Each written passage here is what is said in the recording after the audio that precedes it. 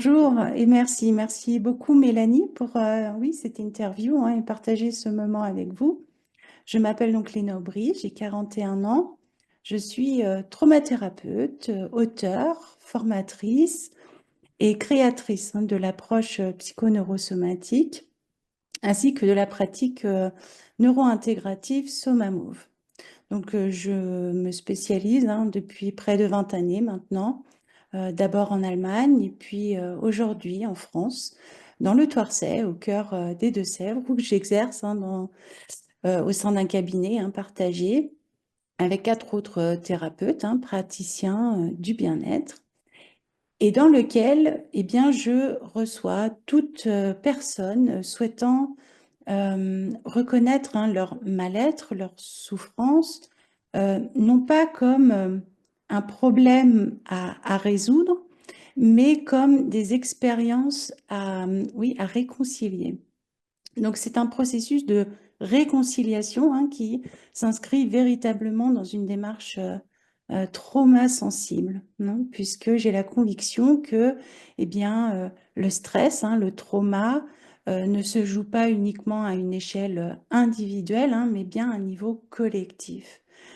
Et c'est, oui, un véritable enjeu sociétal, puisque il se transmet dans nos familles, dans nos liens d'attachement, mais aussi, oui, à travers des normes culturelles, des injonctions éducatives, et puis malheureusement aussi dans des violences institutionnelles.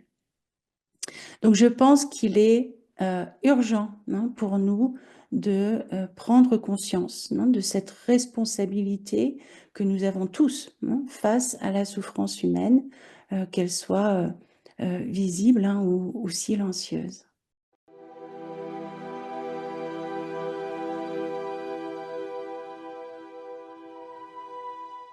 Oui, alors l'approche psychoneurosomatique est une méthode thérapeutique que j'ai développée à partir oui, d'un constat fondamental qui est celui que toutes nos souffrances sont en réalité le résultat d'une insécurité profonde liée à une sorte de rupture avec nous-mêmes.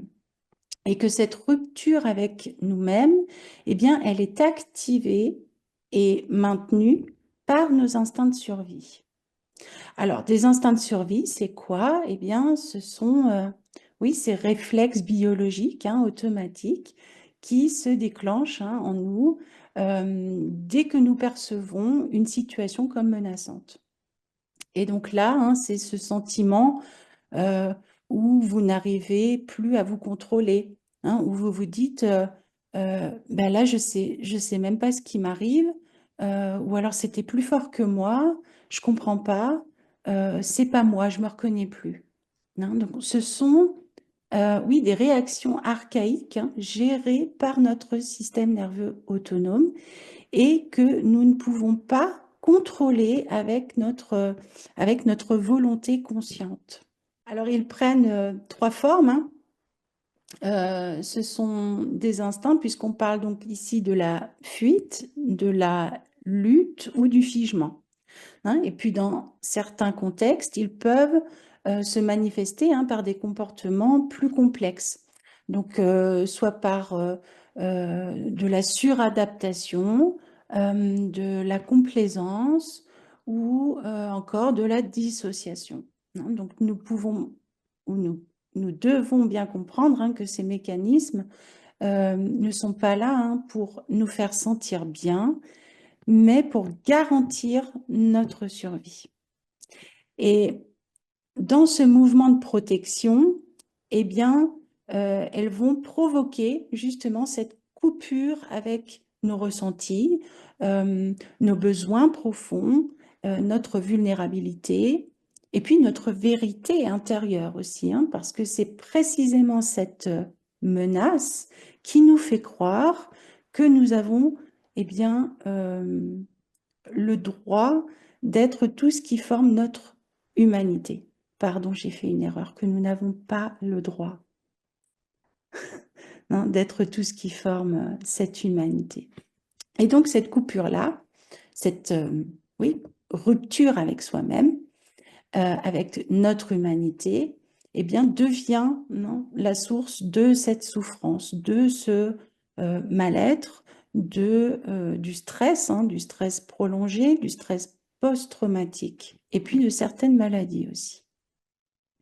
Alors, l'approche psychoneurosomatique, eh bien, oui, elle vise à ramener de la sécurité dans cette rupture et puis à réconcilier toutes ces parts d'humanité en nous que nous avons dû rejeter à cause d'un monde qui a peur de reconnaître sa propre vulnérabilité. Donc la thérapie, elle va consister euh, à, en quelque sorte, démobiliser les stratégies de survie, rester active dans notre système nerveux, dans les mémoires cellulaires aussi, et puis à oui, réintégrer cette unité entre le corps, la psyché et le système nerveux. Donc en psychoneurosomatique, nous partons toujours du schéma ou de la dynamique de survie de la personne.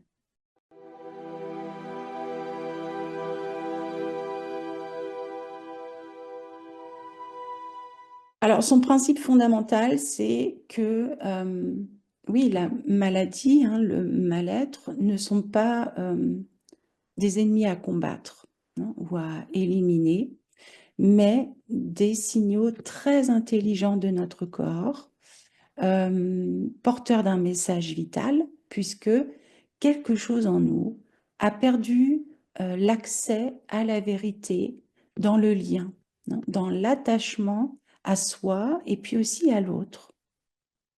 Nous allons donc venir écouter cette maladie ou ce mal-être pour comprendre d'abord ce qu'il cherche à exprimer, quelles émotions n'ont pas pu être ressenties, quel lien n'a pas pu se faire, et puis quelle part de soi a été reniée, exclue, pour pouvoir continuer à fonctionner. Donc l'approche psychoneurosomatique considère que la vulnérabilité humaine, c'est-à-dire notre capacité à être touché, à être limité aussi, à être sensible, à faire des erreurs, à échouer, eh bien, ce n'est pas un défaut, mais la base existentielle pour nous sentir en sécurité. Et donc, la maladie, dans cette lecture, eh bien, elle devient alors oui, une tentative de réparation, mais inaboutie. Et puis le mal-être, lui, va être en quelque sorte oui, une invitation à se réconcilier avec soi-même et le monde. Donc c'est un changement de regard profond qui ne voit plus ce corps comme un corps malade, mais comme un messager à réapprivoiser.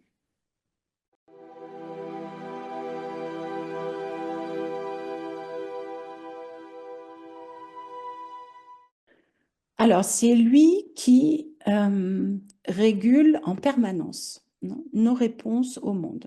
Donc, soit danger, sécurité, ouverture ou protection, contact ou repli. Donc, c'est ce système qui fonctionne de manière totalement involontaire. Il réagit avant même que nous ayons le temps de penser ou d'agir consciemment.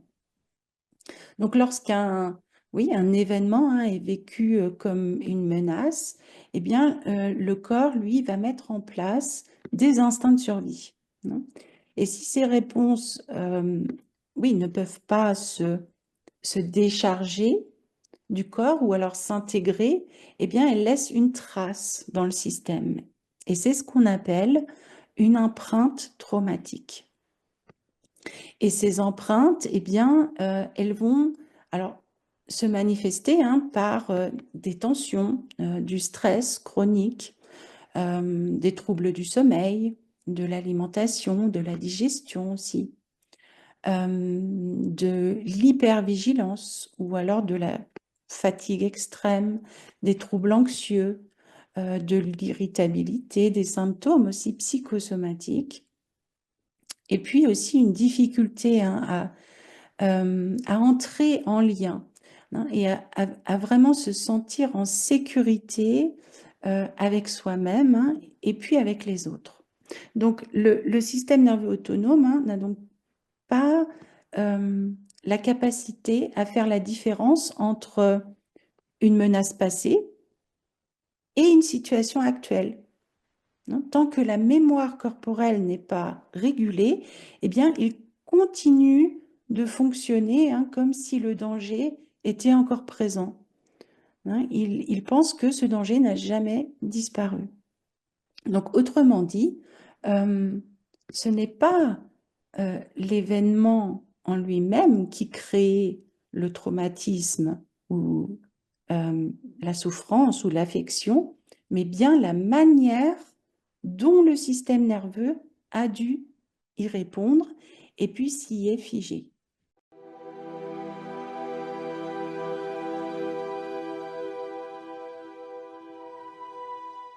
Alors, elle s'appuie, oui, sur un ensemble, hein, de recherches, interdisciplinaires, issues des neurosciences, de la neurobiologie du traumatisme, de la psychologie de l'attachement, de la somatothérapie et puis de l'épigénétique. Donc, elle repose en fait sur 5 fondements principaux, si je puis dire. La première, c'est la théorie polyvagale, hein, selon Stephen Porges, qui nous éclaire, ou qui éclaire le rôle du système nerveux autonome, hein, dans nos réactions de survie et dans notre capacité à entrer en lien et en sécurité. Et puis ensuite, nous avons la neuroplasticité, qui, elle, reconnaît que notre cerveau est plastique, c'est-à-dire qu'il peut créer, hein, de nouveaux circuits neuronaux tout au long de la vie. Nous avons l'épigénétique qui témoigne, oui, que le stress, hein, le stress chronique, les traumatismes, eh bien, peuvent aussi modifier l'expression de nos gènes. En particulier, ceux liés à la régulation du stress, à la sécurité ou à la peur, hein, et que ces marques, eh bien, peuvent se transmettre transgénérationnellement.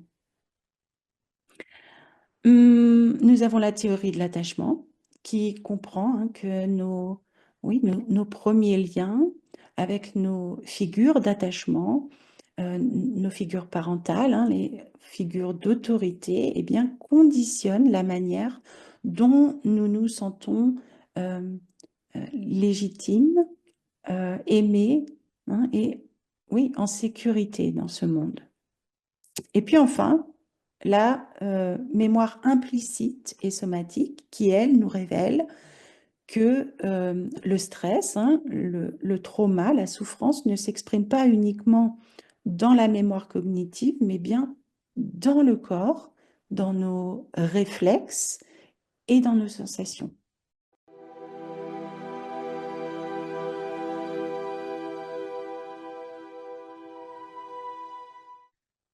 Alors, elle s'appuie sur le principe que donc notre cerveau, hein, peut se modifier, se réorganiser et puis créer, hein, de nouveaux chemins neuronaux tout au long de la vie.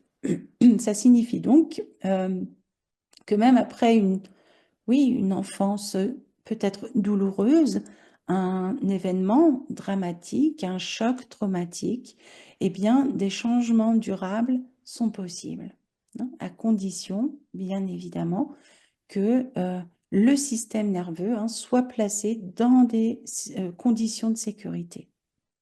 Et ce qui est important à comprendre, c'est que le stress chronique, hein, les traumatismes non intégrés, eh bien, ne disparaissent pas simplement avec le temps.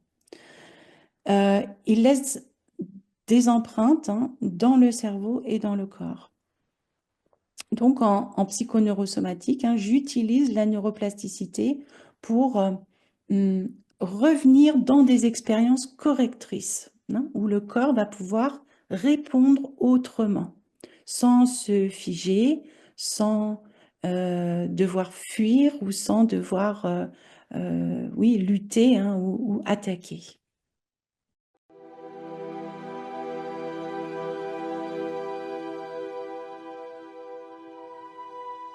Alors, j'utilise des méthodes oui, psychothérapeutiques et psychocorporelles, hein, qui comprennent la psychothérapie centrée sur la personne, selon Carl Rogers, qui est une posture thérapeutique fondée sur l'écoute, alors l'écoute empathique, hein, l'authenticité et la non-directivité.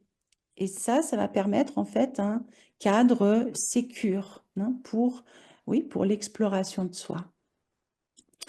J'utilise également la psychologie de l'acquiescement de soi, puisque elle soutient l'intégration, hein, des parts en nous-mêmes que nous avons, oui, que nous avons rejetées ou que nous avons jugées, en favorisant, hein, une reconnaissance, mais inconditionnelle, non, de ce qui vit en nous. Donc même des, oui, des émotions, hein, ou des réactions qui peuvent paraître inadaptées ou difficiles. J'intègre également la psychologie de la profondeur oui, pour explorer des dynamiques inconscientes, hein, des mémoires anciennes, des conflits intérieurs, souvent à l'origine de souffrances répétitives. Et puis également le modèle de ressources Tsurichois, puisque lui, c'est un outil puissant pour activer des ressources internes, puisque, oui, puisqu'il a notre cerveau inconscient, il va lui permettre de s'appuyer, hein, sur des images pour entrer en communication. J'utilise également des méthodes corporelles et neurosomatiques, comme les massages, hein, neurosomatiques, le toucher thérapeutique, qui, eux, sont utilisés, hein, pour réguler le système nerveux, relâcher les tensions profondes, hein, et puis restaurer un sentiment de sécurité, mais dans le corps. Oui, j'intègre également des tremblements neurogènes. C'est par la thérapie, enfin, c'est de la thérapie par secouement. Donc là, je m'inspire des réflexes naturels, hein, observés chez les mammifères. Ce sont donc des mouvements spontanés, donc, qui vont permettre la décharge d'énergie de survie stockée dans le système nerveux. Donc c'est là où j'en suis venue, hein, à développer donc la pratique de Soma Move, puisque c'est une pratique corporelle, hein, neuro-intégrative, qui elle est fondée sur ces mouvements instinctifs, hein, oui, des micro-impulsions, hein, et puis des tremblements naturels.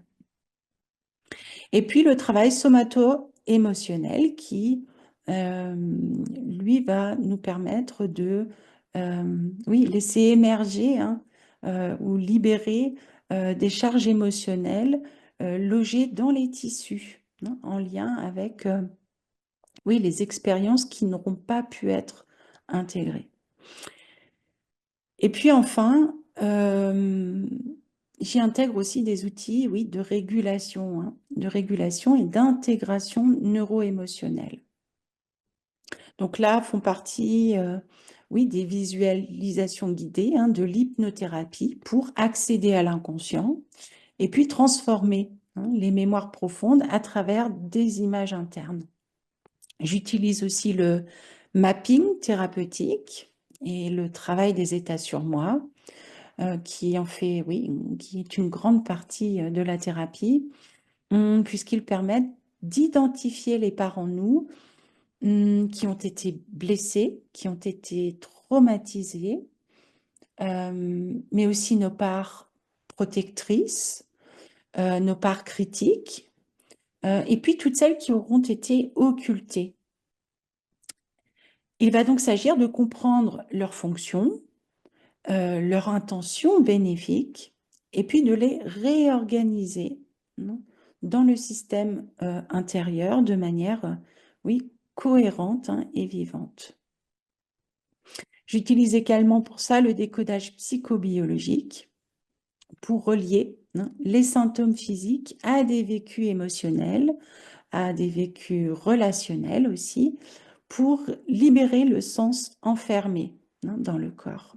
Puis enfin, la thérapie polyvagale qui, elle, aide à reconnaître, hein, les états, hein, du système nerveux.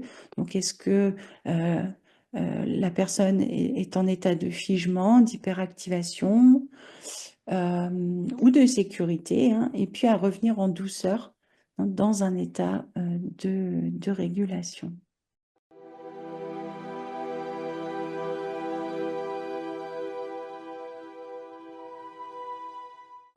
C'est, oui, c'est que le rejet de soi, hein, donc de sa propre vulnérabilité, eh bien, est égal à nos figures d'attachement. Et ça va être égal à ce qui nous est familier. Et ça encore va être égal à la vérité et par conséquent égal à la sécurité. Cette équation, elle met en lumière comment, dès notre conception, nos expériences relationnelles, eh bien, vont façonner notre perception de nous-mêmes, mais aussi du monde, et puis de ce qui est censé être sûr. Et si nos figures d'attachement, hein, nos parents, les personnes censées nous accueillir et nous protéger, n'ont pas su contenir ou reconnaître notre vulnérabilité, alors nous avons dû, eh bien, rejeter cette part de nous, non, pour rester en lien avec elle. Et c'est cette rupture avec soi-même, hein, qui va alors devenir oui, automatique, hein, inconsciente, et puis qui va venir se fixer, hein, comme un mode de survie automatique. Puisque ces relations d'attachement, hein, étaient notre premier repère, euh, et, et la manière d'être avec nous, eh bien, devient ce que notre système considère comme justement le familier. Et donc, si c'est familier, c'est la vérité, et par conséquent, c'est la sécurité. Donc, même si cette relation, si ce lien est toxique ou dysfonctionnel. Et donc, c'est ainsi que, eh bien, oui, tout au long de notre vie, en fait, nous pouvons être amenés, hein, à reproduire, alors inconsciemment, bien évidemment, des contextes, hein, qui réactivent ce rejet de soi dans nos relations, dans notre posture corporelle, dans nos choix, et même à travers notre santé.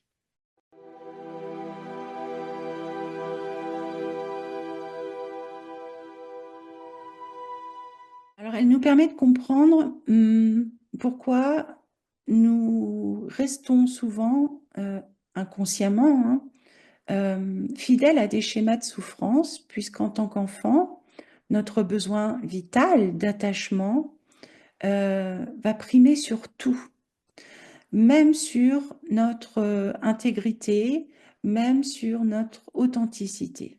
C'est-à-dire que si nos figures d'attachement, donc nos parents, nos proches, hein, nos figures d'autorité, les profs par exemple, eh bien, n'étaient pas capables de tolérer notre vulnérabilité, nos émotions, nos besoins, notre fragilité, alors, eh bien, nous avons appris, pour survivre, qu'il fallait rejeter des parties de nous-mêmes.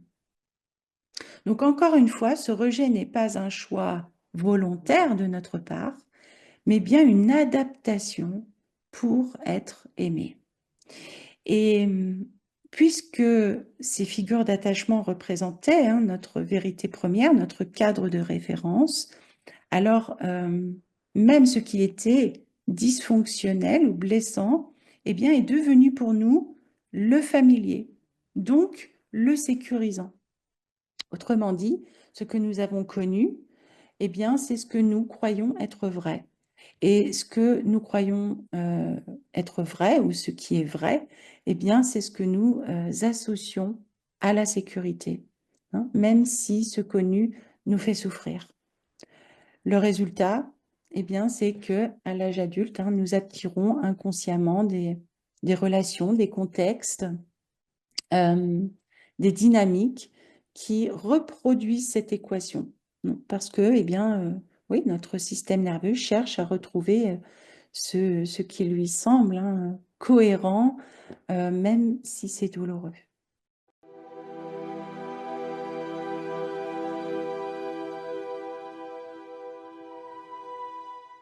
Alors, les schémas répétitifs, comme nous venons de le dire, ne sont pas oui, le fruit d'un manque de volonté ou de compréhension, mais bien le reflet d'un programme de survie inscrit dans la mémoire cellulaire et dans le système nerveux. Donc, c'est ce sentiment d'être constamment confronté à des mêmes types de personnes que nous n'apprécions pas forcément, ou alors d'avoir toujours les mêmes problèmes, et puis les mêmes situations qui semblent se répéter. Donc ce sont ces schémas, qu'ils soient relationnels, émotionnels ou même physiques, qui se rejouent automatiquement tant qu'ils ne sont pas reconnus, tant qu'ils ne sont pas régulés et intégrés à un niveau plus profond, donc dans l'inconscient. Et la psychoneurosomatique va donc permettre d'y accéder en plusieurs étapes, puisque la première, c'est de la mettre en conscience, donc de comprendre pourquoi j'attire constamment les mêmes personnes, les mêmes situations dans ma vie et que je n'arrive pas à m'en sortir. La deuxième étape, c'est ensuite de réguler donc le système nerveux en lui apportant de nouvelles sensations, de nouveaux ressentis de sécurité intérieure. Et puis enfin, troisième étape, créer de nouvelles réponses d'agentivité, c'est-à-dire eh bien, notre capacité à agir et à influencer de manière juste et bienveillante sur ce monde vulnérable qui est imprévisible et qui est, oui, capable de nous blesser, mais tout en reconnaissant une humanité qui, au fond, ne nous rejette pas nous, mais cherche encore comment se rendre habitable. Et c'est là que notre capacité d'agentivité prend tout son sens. Non pas pour contrôler les autres, mais pour participer avec, avec cohérence, avec présence à la construction de liens plus sécurisants, plus sécures, avec soi, avec l'autre et avec le monde.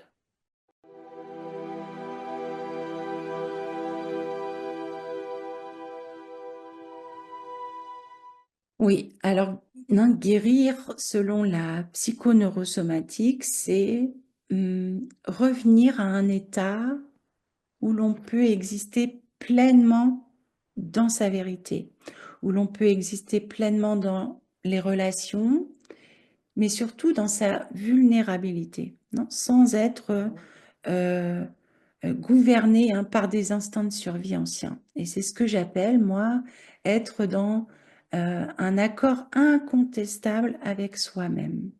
Donc l'objectif principal, c'est de nous permettre de retrouver un sentiment profond de sécurité intérieure.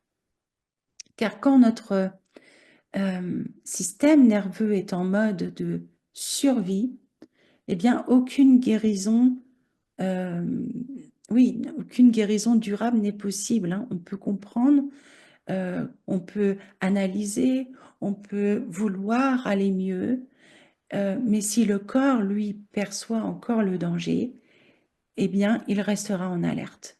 Il restera bloqué dans ses réactions automatiques. Et la thérapie, la traumathérapie, hein, psychoneurosomatique, vise donc à réapprendre au corps à ressentir donc cette sécurité, hein, comme une expérience réellement vécue, à reconstruire un lien sécure, hein, à soi-même, à ses ressentis aussi, et puis à ses limites, à intégrer la vulnérabilité comme une part saine de l'existence, à dissocier les anciennes mémoires de survie, hein, de la réalité présente telle qu'elle est, et puis à restaurer une relation vivante et apaisée, hein, à soi, au monde. Et en ce sens, eh bien, nous comprenons, hein, que la sécurité existentielle, ce n'est pas l'absence de peur ou l'absence de douleur, hein, où on dit oui, je n'aurai plus jamais mal, mais bien la capacité à nous sentir en sécurité, même dans un monde, oui, imprévisible finalement.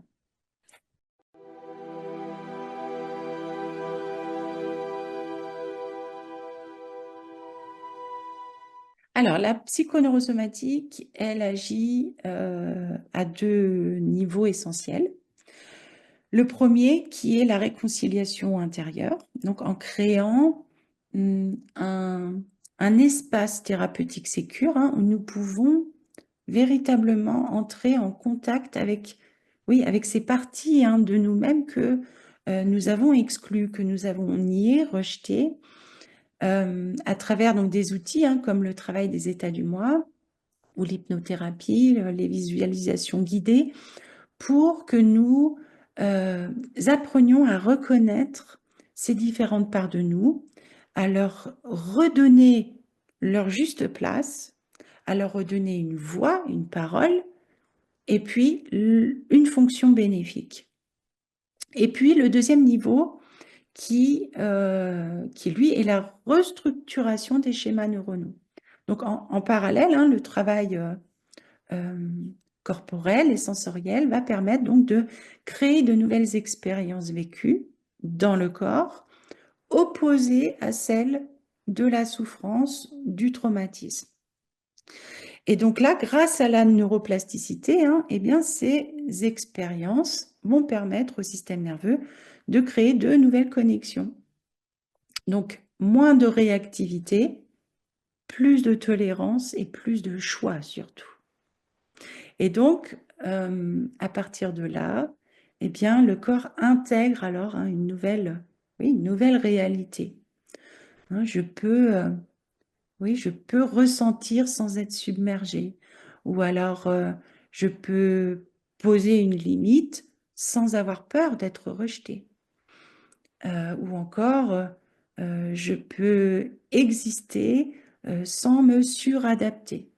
Hein. Donc la psychoneurosomatique ne cherche pas à supprimer, hein, ces anciens schémas, mais bien à leur trouver une nouvelle fonction, hein, à les transformer de l'intérieur.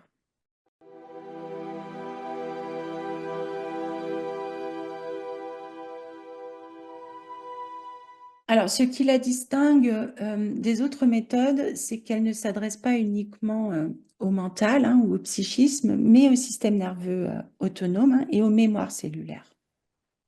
Donc là où les circuits neuronaux, hein, du stress, de la souffrance, du choc traumatique se sont réellement formés. Autrement dit, la psychoneurosomatique ne parle pas au cerveau pour le convaincre, hein, de quelque chose, mais elle lui montre par le corps qu'une autre réalité est possible. Et donc là où d'autres approches, hein, travaillent avec la parole, avec l'analyse ou l'énergétique, eh bien, la psychoneurosomatique, elle comprend que dans un cerveau marqué par un traumatisme, une souffrance, eh bien, le cortex préfrontal, hein, notre rationnel, est désactivé. Et oui, que ce sont les circuits de survie, les stratégies, hein, de survie plus anciens, plus rapides aussi, de notre tronc cérébral à l'arrière de la tête, c'est-à-dire de notre inconscient qui prend le dessus. On peut alors parfaitement, hein, comprendre un mal-être, mais sans pour autant réussir, hein, à le gérer, à le transformer de manière profonde et durable. Et je reçois donc beaucoup de personnes, hein, qui ont déjà un long parcours thérapeutique derrière elles, qui ont essayé diverses approches, diverses méthodes, mais qui ont, oui, l'impression que oui, ça ne s'arrange pas vraiment, et puis qui finissent malheureusement par douter d'elles-mêmes, hein, parce qu'on va peut-être leur dire qu'elles manquent de volonté, ou qu'elles se réconfortent, hein, dans une sorte de victimisation, et qu'en réalité, elles ne souhaitent peut-être même pas avancer, hein, ou à passer à autre chose. Et ça, c'est extrêmement violent, hein, et tout sauf trauma sensible. Je souhaite donc, oui, vraiment insister, hein, sur le fait que, même si bien évidemment, en tant qu'adultes, nous sommes responsables de nos, oui, de nos choix, de nos actes, de nos comportements, mais qu'il existe aussi cette autre réalité dans laquelle nous sommes, oui, extrêmement limités finalement, et que pour ça, eh bien, notre véritable responsabilité est celle d'une reconnaissance sincère, non, de nos fonctionnements de survie, plutôt que de nous, oui, de vouloir nous forcer, hein, à vouloir les dépasser par une pression, oui, extérieure. Et c'est seulement à partir de là, hein, qu'un vrai mouvement trauma sensible peut émerger, un mouvement, oui, libre, hein, incarné et durable.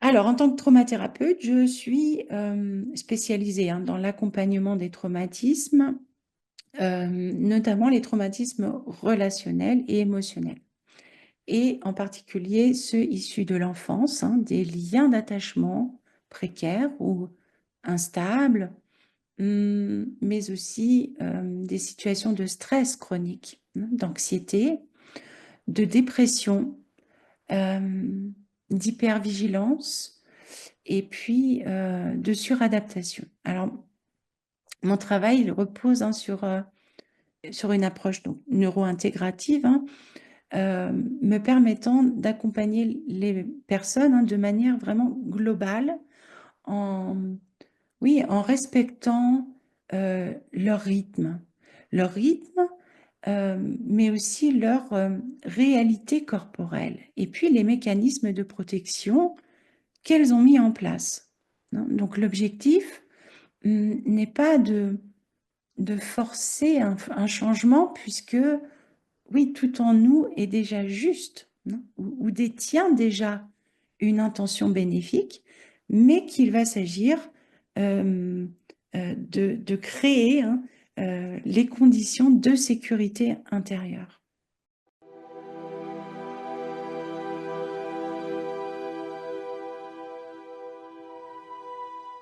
Alors, je suis très attentive, hein, à rester à ma juste place, à travailler en complémentarité avec, oui, d'autres professionnels quand la situation l'exige, hein. C'est le cas, par exemple, en présence de troubles psychiatriques, hein, diagnostiqués ou suspects, hein.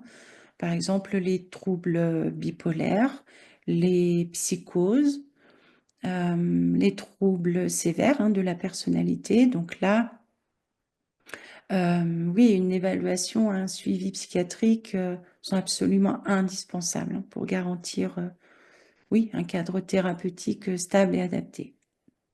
Et puis, c'est également le cas dans oui, dans les désorganisations psychiques ou des états de crise aiguë. Donc, par exemple, les risques suicidaires, malheureusement, des épisodes dissociatifs intenses ou une perte de contact avec la réalité, puisque dans ces états-là, il faut une prise en charge médicale, voire même hospitalière assez rapide. C'est aussi le cas dans un besoin de suivi médical spécifique. Donc, en cas de pathologie physique complexe, chronique, ou en lien avec des symptômes somatiques. Donc là, j'assure une coordination avec un médecin traitant ou un spécialiste. Et puis, c'est également le cas dans les accompagnements pluridisciplinaires. Donc, dans certains cas, il peut être pertinent d'associer la traumathérapie à un accompagnement en kinésithérapie, par exemple, en ostéopathie. Ça peut être en nutrition ou encore un accompagnement social, selon les besoins spécifiques de chaque personne. Mais je considère chaque parcours comme unique et veille donc à ce que l'accompagnement reste cohérent et éthique.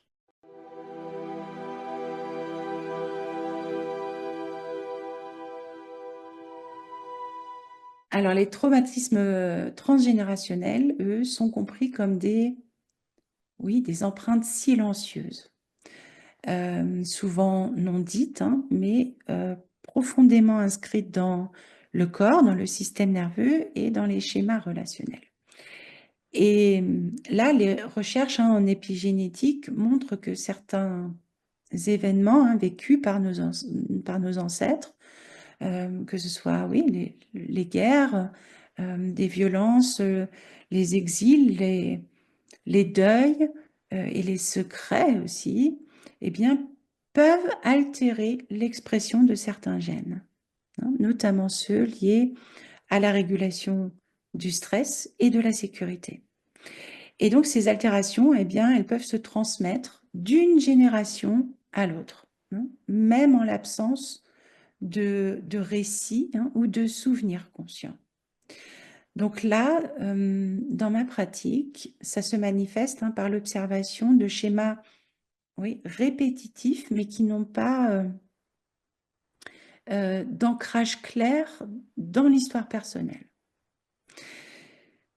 Et dans ce travail-là, il est très important de ne pas chercher à vouloir couper les liens, comme on peut très souvent l'entendre dans des méthodes de thérapie familiale, transgénérationnelle, puisque tout simplement, ça en reviendrait à se couper d'une part de soi-même.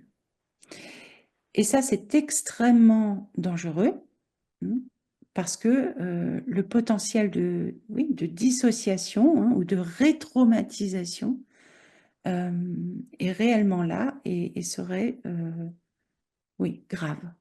Il va donc s'agir de se réconcilier avec ces mémoires d'ancêtres, de les reconnaître, mais sans s'y soumettre. Donc, c'est un processus qui permet de retrouver un rapport apaisé à sa lignée en réintégrant l'histoire, non plus comme un fardeau, mais comme un terrain d'entente ou un jardin de réconciliation.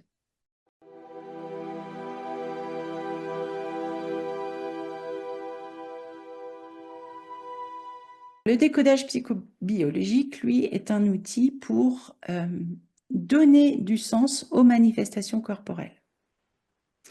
Donc, non pas en les réduisant à des dysfonctionnements, mais en les comprenant comme des réponses cohérentes face à un vécu émotionnel ou relationnel. Donc cette perspective, dans cette perspective, un symptôme n'est jamais l'ennemi à éliminer, mais un langage du corps qui exprime ce que le mental, oui, n'a finalement pas pu formuler. Donc la psychoneurosomatique, elle considère que eh bien, chaque organe, chaque tension, chaque trouble peut refléter une mémoire émotionnelle, une dynamique de survie restée active dans le système. Alors concrètement, le décodage psychobiologique, lui, va permettre de relier un symptôme à un conflit intérieur ou relationnel, comme par exemple des maux de dos liés à un sentiment de devoir tout porter seul, ou alors des troubles digestifs liés à une incapacité à digérer une situation émotionnelle. Quand on dit par exemple c'est dégueulasse ce qui vient de m'arriver, c'est donc l'incapacité de digérer la situation. Et puis aussi permettre d'identifier les émotions refoulées, les loyautés invisibles ou les schémas de suradaptation qui vont donc venir maintenir cette charge dans le corps. Et puis enfin, travailler non pas, oui, sur le symptôme en surface, mais d'aller vraiment sur l'origine de l'incohérence intérieure qui tente de s'exprimer. Donc, ce travail, il est ensuite intégré au niveau corporel, puisque, eh bien, oui, le décodage psychobiologique n'est pas une interprétation mentale du corps, mais une écoute très très fine. Il va donc permettre de restituer au symptôme son rôle protecteur pour ensuite libérer l'intention et puis réinscrire le vécu dans une réelle dynamique de cohérence, d'apaisement et de réparation.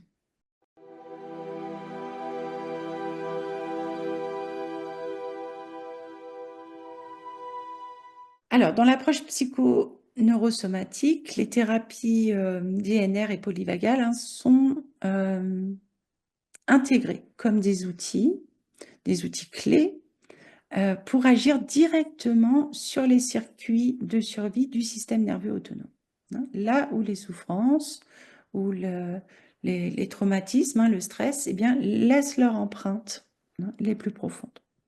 Donc, la thérapie DNR est une reprogrammation neuronale profonde qui va permettre d'accéder à des mémoires traumatiques profondément enracinées et puis de les désensibiliser, mais à la source. Donc, elle repose sur le principe que le cerveau, lorsqu'il est mis dans des conditions précises de sécurité et d'activation, eh bien, il peut dissoudre les connexions associées à la peur, au figement ou à la suradaptation, et puis créer de nouvelles réponses plus saines. Et la thérapie polyvagale, elle, va restaurer la capacité de ce système nerveux à s'autoréguler et puis à revenir dans un état de sécurité relationnelle et corporelle. Donc, ce sont deux approches qui permettent de sortir du mental et puis de travailler vraiment à la racine du traumatisme et de réinscrire une nouvelle réalité neuronale fondée sur la sécurité, fondée sur le lien et la présence à soi, à l'autre et au monde.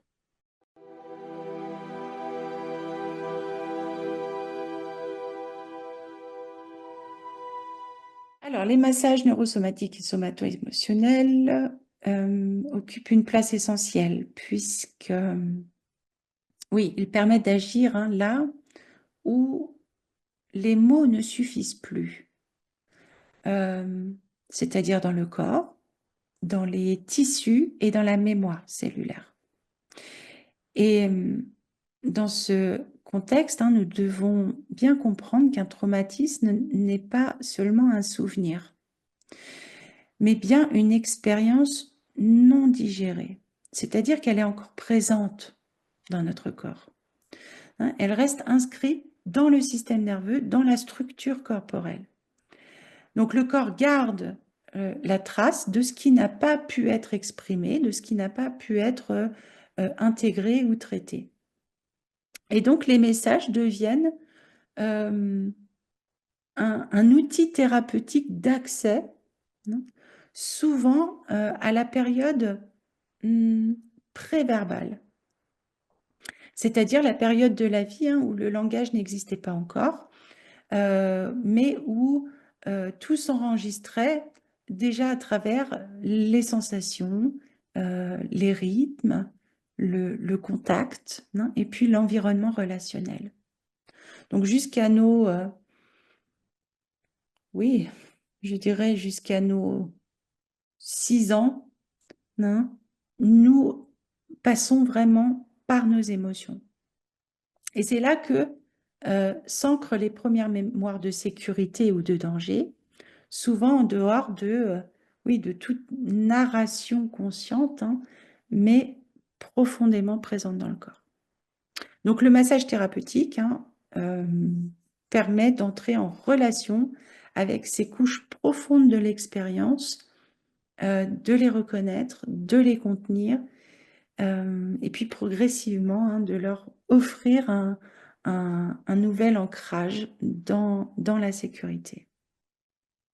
Donc le massage neurosomatique, hein, c'est oui, un toucher précis, lent et attentif, hein, qui va aider le corps à sortir de ce mode, oui, d'hypervigilance, hein, ou de figement, de relâcher les tensions chroniques, hein, liées au réflexe de survie, et puis de retrouver, hein, un état de sécurité corporelle. Et le massage somato-émotionnel, lui, il vise à accompagner après l'émergence d'émotions stockées dans les tissus, non? Donc il s'agit, oui, d'un toucher thérapeutique également, mais qui, lui, va soutenir la libération d'émotions, hein, refoulées ou dissociées, permettre de mettre en mouvement ce qui a été figé, et puis créer un espace de reconnaissance et de réparation émotionnelle. Donc c'est un processus très doux, très respectueux et guidé, dans lequel le corps parle, hein, parle là où les mots ont manqué.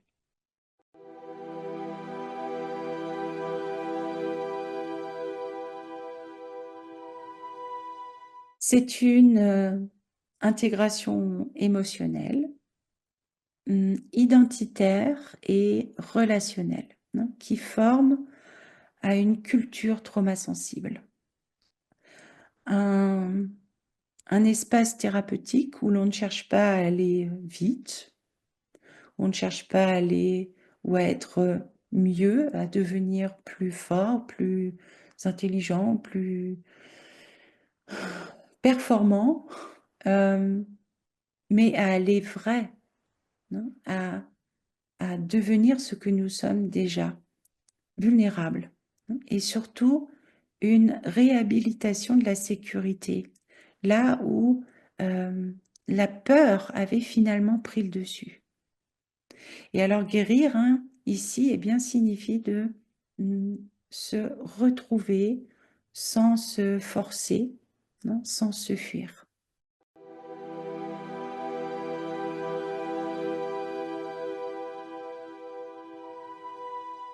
Alors cet accompagnement, oui, il se fait à plusieurs niveaux.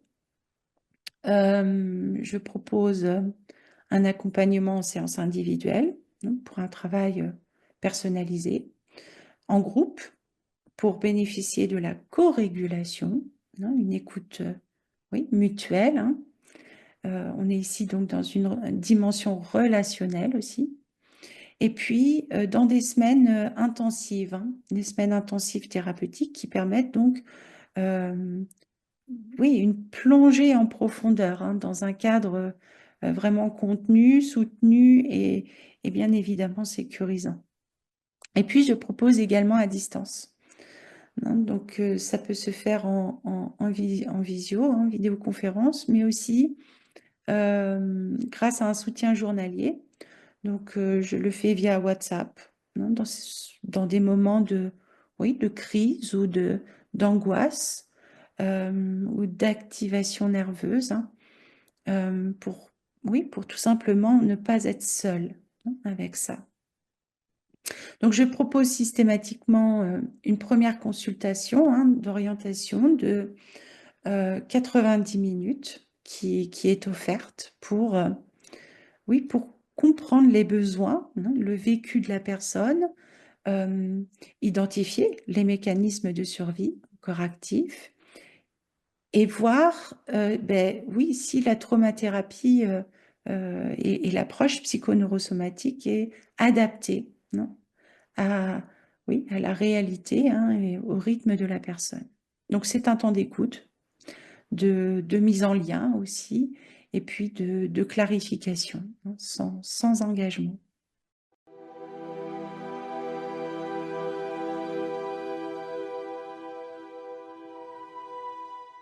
Alors, Soma Move est une pratique corporelle intégrée, hein, à l'approche psychoneurosomatique qui vise à rétablir donc la libre circulation des impulsions vitales dans le corps à travers des mouvements instinctifs, hein, donc naturels.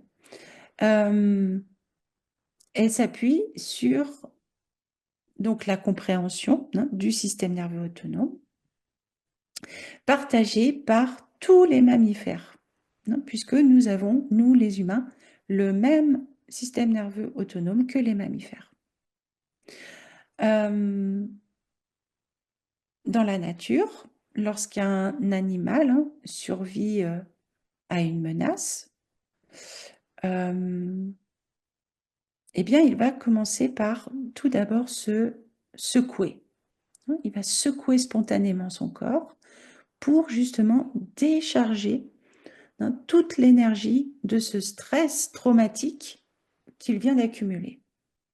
Et donc, ce tremblement instinctif, hein, eh bien, il va permettre au système nerveux euh, d'appréagir la charge traumatique sans laisser de traces durables.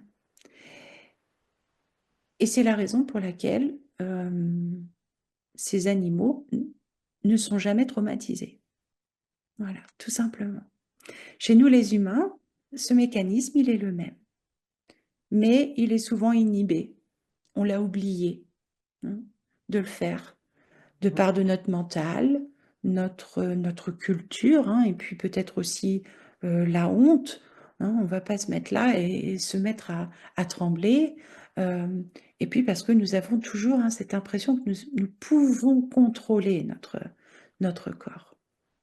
Et alors, le résultat, eh bien, c'est que cette énergie de stress, hein, de survie, eh bien, elle reste bloquée dans le corps, ce qui va générer donc des tensions, des troubles psychosomatiques, du figement, de l'anxiété et du trouble de stress post-traumatique, hein. Donc, la pratique Soma Move invite le corps à retrouver ses réflexes de décharge, hein, spontanés, à travers donc des tremblements neurogènes qu'on appelle neurogènes, euh, des secouements naturels, des ondulations, des micro-mouvements, hein, et puis des libérations posturales, ce qui va permettre donc oui, de relancer, hein, l'autorégulation naturelle du système nerveux, de sortir de ces états de figement, hein, ou de gel émotionnel, de cet état traumatique, et puis de libérer, hein, euh, les charges de stress, sans revivre forcément l'événement.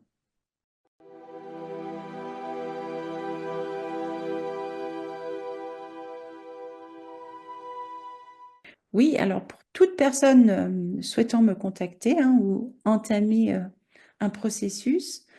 Plusieurs moyens sont à disposition. Vous pouvez prendre rendez-vous directement via mon site internet sur www.lenaubry.com. Vous pouvez également me joindre par mail à thérapie.pnc@icloud.com ou par téléphone au 07 89 75 56 90. Ou encore, réserver une consultation en ligne via la plateforme resalib.fr.